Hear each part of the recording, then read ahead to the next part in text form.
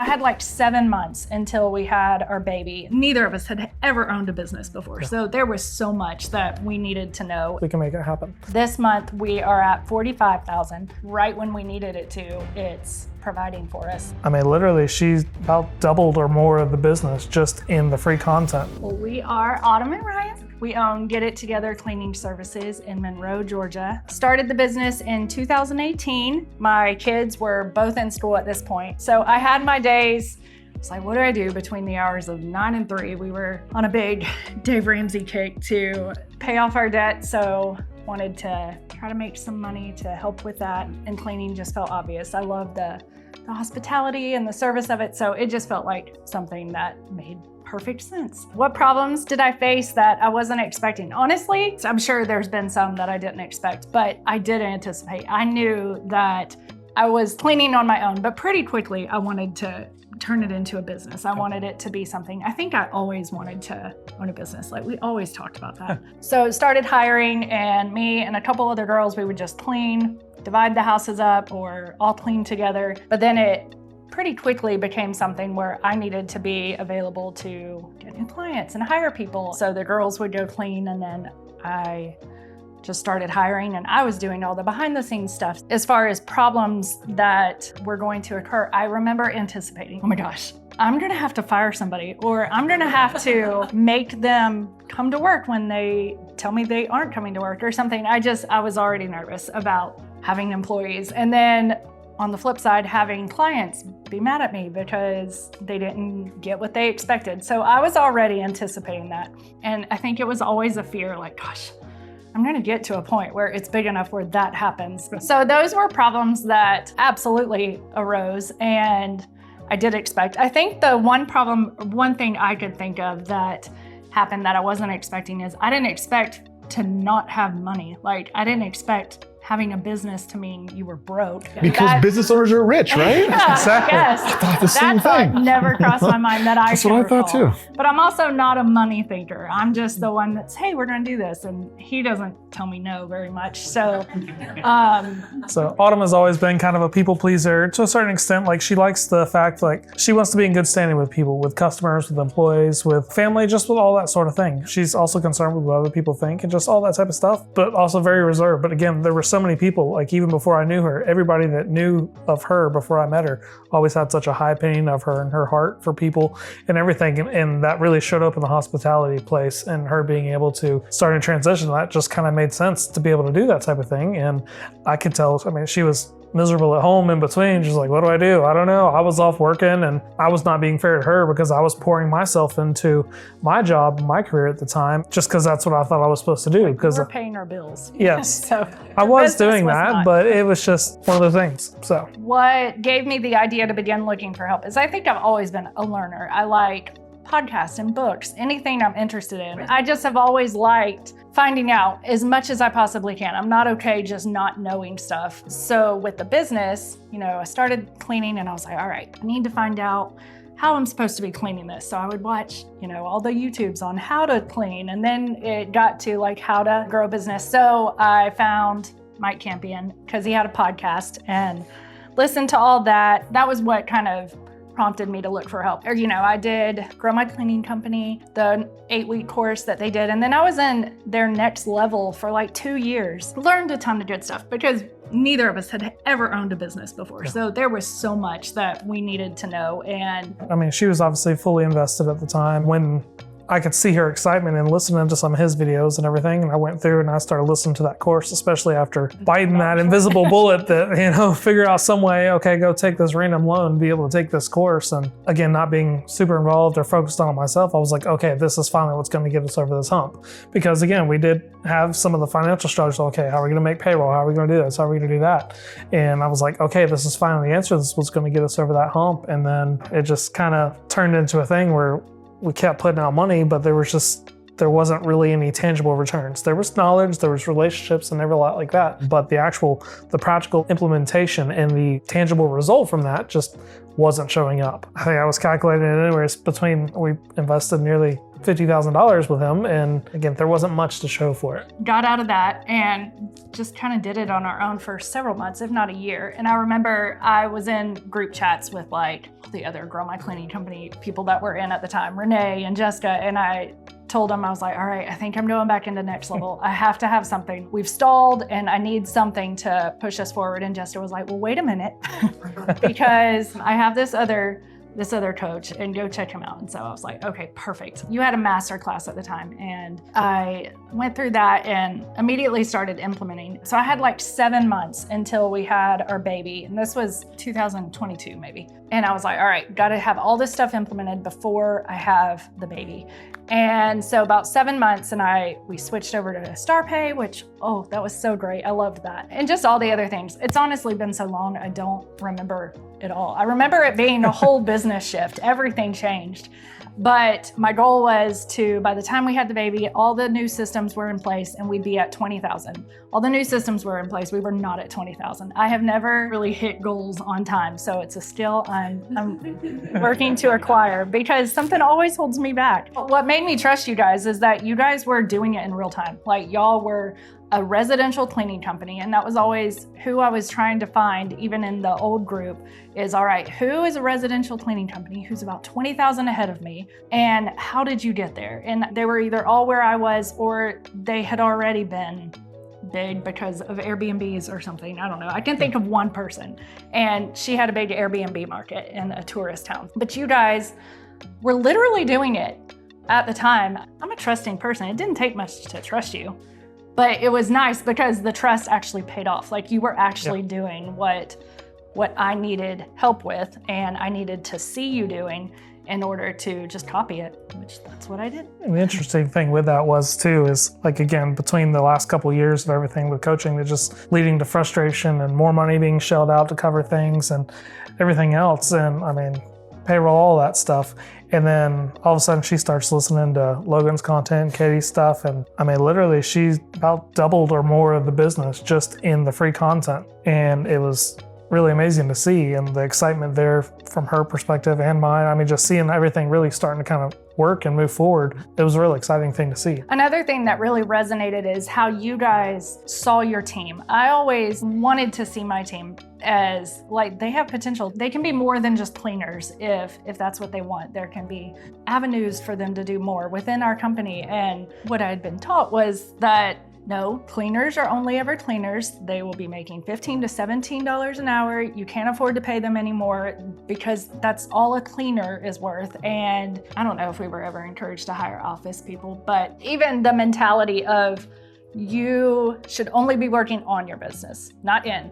And that's not what I needed to hear at the time. What I needed to hear was get to work. It's going to take a lot. It just didn't serve me well hearing that I shouldn't be working very hard because maybe that was my mentality already. I don't know. But it feels much better to work hard. It feels way more like I wake up and I'm like, okay, I can end this day with a few new sales on the schedule or I cannot. But it's totally up to whether I march my butt downstairs and get on the phone. Just a lot that I saw with you guys and your team resonated with me because I want, like you said, to just be an awesome place to work. And not because I'm a pushover, not because I allow things that don't make any sense for a business, but because I provide a predictable job for people and something that if you're good and you work hard, you can move up and you help me build this, it's gonna pay off for you as well. We have our goals, our dreams, but like I want people who are on my team to benefit from that as well. So I saw a lot of that in you guys.